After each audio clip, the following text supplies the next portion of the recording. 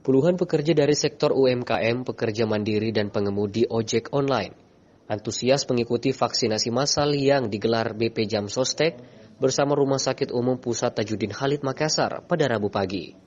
Tak hanya menyasar pekerja, vaksinasi kali ini juga diperuntukkan bagi kalangan difabel dan masyarakat umum. Direktur Utama BP Jam Sostek Pusat Anggoro Eko Cahyo mengatakan, vaksinasi di Makassar ini merupakan gelaran yang ke-10 setelah sebelumnya diselenggarakan di Jakarta, Tangerang, Bandung, Karawang, Denpasar, Madura, Jambi, dan Pangkal Pinang. Hingga saat ini sedikitnya 52.000 dosis vaksin yang telah diberikan oleh BP Jam Sostek kepada masyarakat pekerja di seluruh Indonesia. Sementara untuk Makassar sendiri, sebanyak 3.000 dosis vaksin Sinovac yang telah disiapkan untuk 2 tahap. Tentu saja ini tujuan kami adalah bagaimana kita mendukung pemerintah untuk percepatan herd immunity. Bagi kami, begitu terbentuk, maka pekerja-pekerja sudah bisa kembali bekerja dengan tenang. Kalau mereka bekerja dengan tenang, maka produktivitas akan meningkat. Dengan begitu, maka perusahaan juga akan lebih baik dan makin banyak pekerja yang bisa direkrut perusahaan tersebut. Dan juga banyak pekerja yang bisa dilindungi. Nah, kami melaksanakan bersama dengan Pemprov Sulawesi Selatan dan juga Rumah Sakit Dr. Tajudin Khalid.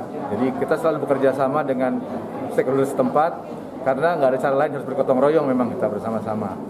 Kita berharap kegiatan-kegiatan ini juga menginspirasi daerah lainnya untuk melakukan hal sama. Nah, kita mengikuti gerakan-gerakan yang dilakukan oleh kantor pusat. Nah, sekarang kita concern pada UMKM, terus kemudian masyarakat umum yang memang difabel. Pak, makasih Pak. Ya. Nah, terus yang terakhir, nanti insya Allah kita juga akan menyisir semua pekerja-pekerja informal. Harapannya sih semua pekerja itu nanti kalau bisa udah tervaksinasi. Memang sekarang masalahnya adalah stok vaksin yang memang terbatas.